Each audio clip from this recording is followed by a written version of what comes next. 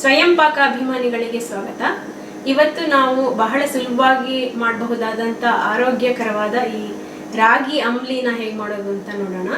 ಇದಕ್ಕೆ ಬೇಕಾಗಿರುವಂತ ಸಾಮಗ್ರಿಗಳು.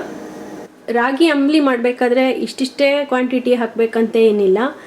ಗಟ್ಟಿಯಾಗಿ ಒಂಥರ ಸೀರಿಯಲ್ ಥರ ತಿಂತೀವಿ, ಹಾಟ್ ಸೀರಿಯಲ್ ಥರ ತಿಂತೀವಿ ಅಂದರೆ ಸ್ವಲ್ಪ ಜಾಸ್ತಿ ಹಾಕೋಬೋದು.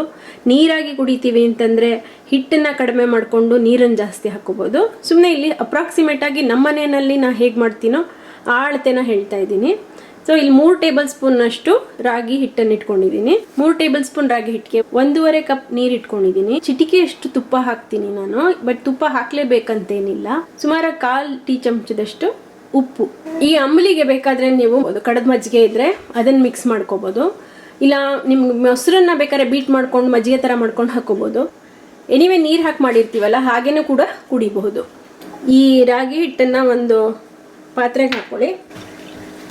ಅಷ್ಟು ನೀರನ್ನು ಹಾಕ್ಬಿಡಿ. ಹಾಕ್ಬಿಟ್ಟು ಗಂಟಿಲ್ದಂಗೆ ನೀವು ಮಿಕ್ಸ್ ಮಾಡಬೇಕು ಇದನ್ನು. ಆ್ಯಕ್ಚುಲಾಗಿ ಗಂಟಿಲ್ದಲ್ಲೇ ಮಿಕ್ಸ್ ಮಾಡೋಕ್ಕೆ ಈ ವಿಸ್ಕೆ ಬೆಸ್ಟು.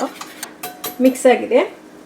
ಇದಕ್ಕೆ ಉಪ್ಪನ್ನು ಹಾಕ್ಬಿಡಿ ಮತ್ತು ಸ್ವಲ್ಪ ತುಪ್ಪ ಬೇಕಾದರೆ ಹಾಕ್ಬೋದು.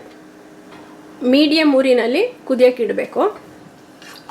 ಇದನ್ನು ಸ್ವಲ್ಪ ಮಿಕ್ಸ್ ಮಾಡಬೇಕು, ಯಾಕೆಂತಂದರೆ ಹಿಟ್ಟಾಗಿರೋದ್ರಿಂದ ತಳದಲ್ಲಿ ಕೂತು ತಳ ಹಿಡಿಯುತ್ತೆ. ನಿಮಗೆ ಬೆಳಗ್ಗೆ ಇದನ್ನು ಕುಡಿದ್ಬಿಟ್ರೆ ಹೆವಿಯಾಗಿರತ್ತೆ, ಸೊ ಹೊಟ್ಟೆನೂ ತುಂಬತ್ತೆ ಮತ್ತು ಇದು ಲೋ ಕ್ಯಾಲೋರಿ ಫುಡ್ ಅಲ್ಲ, ಆರೋಗ್ಯನೂ ಕೂಡ. ಇದು ಕುದೀತಾ ನೋಡಿ ಈ ಥರ ಗಟ್ಟಿಯಾಗತ್ತಿದು. ಚೆನ್ನಾಗಿ ಕುದಿಸಿದಾಗ ಇದ್ರ ಹಸಿ ವಾಸನೆ ಹೋಗುತ್ತೆ. ಇದನ್ನು ಸ್ವಲ್ಪ ಮಿಕ್ಸ್ ಮಾಡ್ತಾ ಇರಬೇಕು, ಇಲ್ಲಾಂತಂದರೆ ಇದು ತಳ ಹಿಡಿಯುತ್ತೆ. ಇದಕ್ಕೆ ನಾನು 1.5 ಕಪ್ ನೀರು ಹಾಕಿದ್ದೀನಿ. ಕೆಲವು ಸಲ ಏನಾಗುತ್ತೆ ಅಂದರೆ ಈ ರಾಗಿ ಅಕ್ಕಿ ಹಿಟ್ಟಿನ ಥರನೇ ನೀರಿನ ಕ್ವಾಂಟಿಟಿನ ಕರೆಕ್ಟಾಗಿ ಹೇಳೋಕ್ಕಾಗಲ್ಲ. ತುಂಬ ಗಟ್ಟಿಯಾಗಿಬಿಟ್ರೆ ನೀವು ಇನ್ನೊಂದು ಸ್ವಲ್ಪ ನೀರು ಹಾಕ್ಕೊಳ್ಳಿ. ಇದಕ್ಕೆ ಒಂದು 7-8 ನಿಮಿಷ ಸಣ್ಣ ಊರಿನಲ್ಲಿ ಅಂದರೆ ಮೀಡಿಯಮ್ ಲೋ ಊರಿನಲ್ಲಿ ಚೆನ್ನಾಗಿ ಕುದಿಬೇಕು. ಇದು ಸುಮಾರು ಇವಾಗ ಒಂದು 8 ನಿಮಿಷದಿಂದ ಮೀಡಿಯಮ್ ಲೋ ಊರಿನಲ್ಲೇ ಕುದೀತಾ ಇದೆ.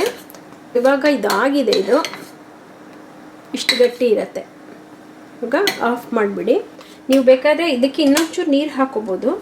ನೀವು ಇದನ್ನೇ ಬಿಸಿಯಾಗಿ ಕುಡಿತೀನಿ ಅನ್ನೋದಾದರೆ ಒಂದು ಲೋಟಕ್ಕೆ ಹಾಕ್ಕೊಂಡು ಇದನ್ನು ಹೀಗೆ ಕುಡಿಬೋದು. ಮಕ್ಕಳಿಗೆ ನೀವು ತಿನ್ನಿಸ್ತೀನಿ ಅನ್ನೋದಾದರೆ ಇದಕ್ಕೆ ಇನ್ನೊಂದು ಚಮಚ ತುಪ್ಪ ಹಾಕಿಬಿಟ್ಟು ಈ ಹದದಲ್ಲಿ ತಿನ್ನಿಸಿ. ಈ ಥರ ನೀವು ಬಿಸಿ ಅಂಬ್ಲಿಗೆ ಮಜ್ಜಿಗೆ ಹಾಕಿದ್ರೆ ಅದು ಒಡೆದೋದಂಗೆ ಆಗುತ್ತೆ, ಒಡಬಡಕ್ಲಾಗತ್ತೆ. ಅದರಿಂದ ಸ್ವಲ್ಪ ಆರದ ಮೇಲೆ ಇದನ್ನು ಮಜ್ಜಿಗೆ ಹಾಕ್ಕೊಂಡು ಕುಡಿಬೋದು. ಅದೇ ನಾನು ಹೇಳೋದ್ನಲ್ಲ, ಹದ ನಿಮಗೆ ಗಟ್ಟಿ ಬೇಕೋ ನೀರು ಬೇಕೋ ಅದನ್ನು ನೀವು ನೋಡ್ಕೊಂಡು ಹಾಕೋಬೇಕು ನೀರನ್ನು. ನಾವೆಲ್ಲ ಈ ಥರದಲ್ಲಿ ತಗೊಳ್ತೀವಿ. ಇಷ್ಟು ನೀವು 3 ಟೇಬಲ್ ಸ್ಪೂನ್ ರಾಗಿ ಹಿಟ್ಟು ಹಾಕಿದ್ರೆ ಇಬ್ಬರು ಆರಾಮಾಗಿ ಒಂದೊಂದು ಲೋಟ ಇಷ್ಟಿಷ್ಟು ಕುಡಿಬೋದು. ರಾಗಿ ಅಂಬ್ಲಿ ಆರ್ತಾ ನೋಡಿ ಈ ಥರ ಗಟ್ಟಿ ಆಗ್ತಾ ಬರುತ್ತೆ. ಆರದ್ಮೇಲೆ ನೀವು ಮಜ್ಜಿಗೆನ ಮಿಕ್ಸ್ ಮಾಡಿಕೊಂಡು ಕುಡಿಬೋದು ಕೂಡ.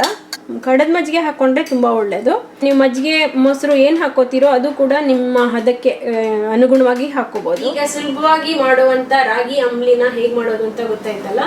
ನೀವು ಕೂಡ ಇದನ್ನು ಮಾಡಿ ನೋಡಿ ನಿಮ್ಮ ಅಭಿಪ್ರಾಯನ ಖಂಡಿತ ತಿಳಿಸಿ. ನಮಸ್ಕಾರ.